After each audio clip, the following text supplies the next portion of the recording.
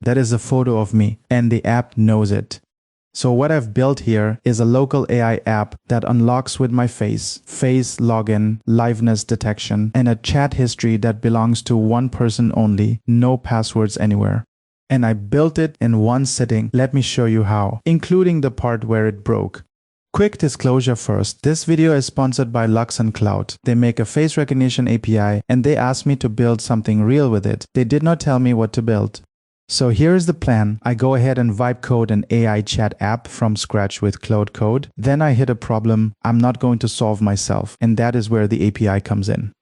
The app is a local AI assistant, Next.js on the front, Ollama running a model on my own machine at the back, and a small file store, so the conversations stay. I'm not going to pretend this part is interesting. It is a chat UI and a fetch call to a local model. Claude Code writes it in a couple of minutes. And there it is, local model, streaming, conversation, saved to disk. Now here's the problem, and it is a real one. This thing holds my notes, my drafts, my history, and it has no idea who is using it. Anyone who walks up to this machine, opens it, and reads everything, you can see there is no login here at all. I just pick a person and their whole conversation is right there. The obvious fix is a password, but I share this desk and I unlock this thing 40 times a day. What I actually want is for the app to know it is me. So that means face recognition, and I'm not going to build a face recognition system. That is a computer vision problem and a training pipeline and a dataset I do not have. I want an API call. So what you need to do is go to Luxand Cloud and sign up here. You get an API token on the dashboard. There is a free tier, no card needed. And the whole thing is really just two ideas. You enroll a person once, then you send new photos and ask who is in them. So this is enrollment, a name and a photo, and back comes a UUID. That is this person's identity in the system. From now on, and notice what did not come back. My photograph Luxand stores a mathematical template of the face, not the image.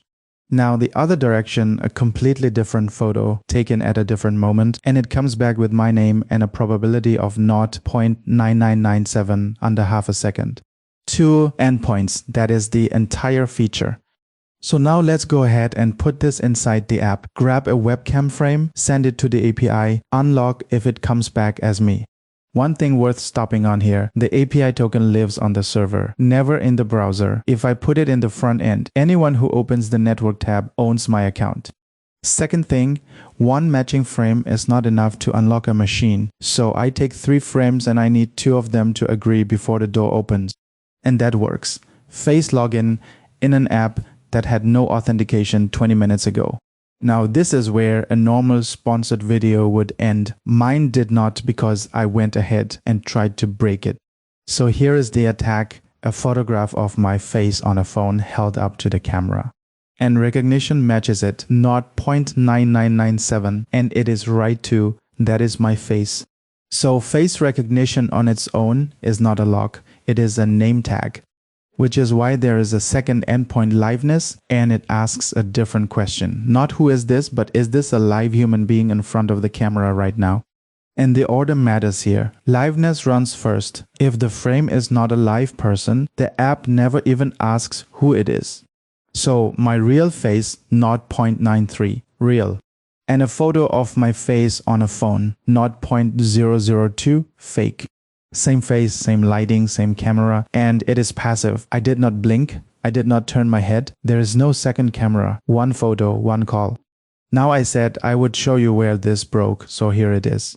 My first version was shrinking every webcam frame down to 640 pixels before sending it, and recognition was perfectly happy with that. Liveness was not.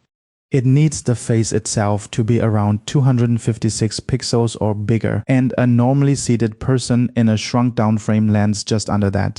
So liveness came back as an error, and my code treated that error as no opinion and carried on to recognition anyway. Which means for about an hour, I had a liveness check that was not checking anything, and I would not have noticed because everything looked like it was working.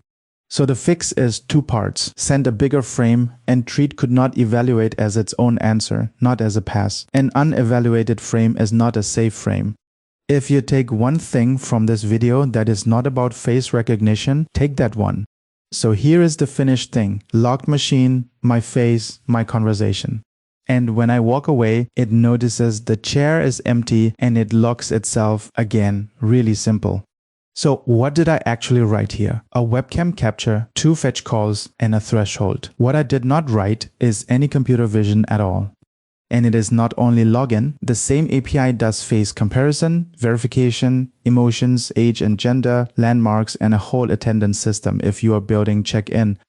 Luxand Cloud has a free tier, and the code prompt gets you a full month free. The link is in the description. If you go ahead and build something with this, show me. I want to see it. I will see you in the next one. Thank you.